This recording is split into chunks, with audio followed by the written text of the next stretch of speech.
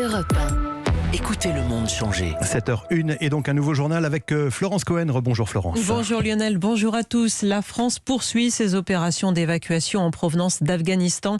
Un deuxième avion français a atterri à Roissy hier soir. À son bord, 25 Français et près de 200 Afghans. Un troisième vol français doit arriver aujourd'hui. Les Afghans employés par l'armée française lors de ces opérations en Afghanistan sont particulièrement menacés depuis le retour des talibans au pouvoir. Ils sont interprètes, magasiniers, cuisiniers, chauffeurs et l'inquiétude grandit pour eux sur place. Marion Gauthier.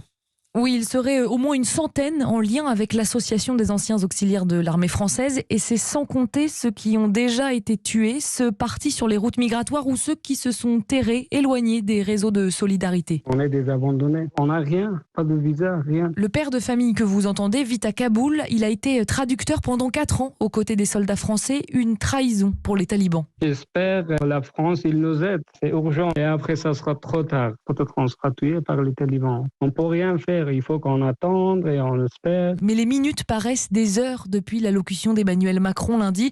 Cloîtrée chez elle, son portable toujours à portée de main. Cette jeune médecin qui a un jour travaillé pour l'armée française voit les avions militaires et l'espoir s'envoler.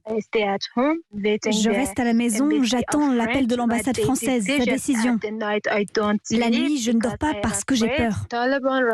Les talibans passent dans chaque maison. S'ils trouvent quelqu'un qui a travaillé avec l'armée française, ils le tuent. Ce sont des animaux. Ils ne savent que tuer, surtout les femmes.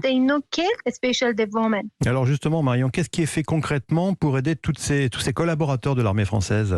Alors ce sont surtout les avocats des anciens auxiliaires qui s'activent. Ils établissent des listes sans cesse mises à jour. Les noms des Afghans à exfiltrer, ceux de leur famille, leur numéro de téléphone. Ça bouge, se réjouit Nathalie Goulet. Contactée par le ministère des Armées, la sénatrice UDI de l'Orne a dû elle aussi réunir des noms. Ce que la France soustraira peut-être aux représailles des talibans. On écrit d'une main tremblante quand même, parce que si ces listes sont à l'image des listes de Schindler, on va sauver des gens. Ils sont menacés de mort, absolument. Il n'y a même pas de doute sur leur sort. Hier, on m'a envoyé le témoignage d'une ancienne cuisinière de l'armée française. Les talibans ont kidnappé 2 de ses enfants et en ont rendu un coupé en morceaux. Il ne s'agit pas d'exfiltration de confort, il s'agit de gens qui sont menacés dans leur existence. On n'a que trop tardé. Chaque heure compte, insiste de son côté le collectif des avocats des auxiliaires. Pour le moment, aucun de leurs clients n'a été appelé par l'ambassade de France à Kaboul. Enquête et reportage de Marion Gauthier. Merci Marion.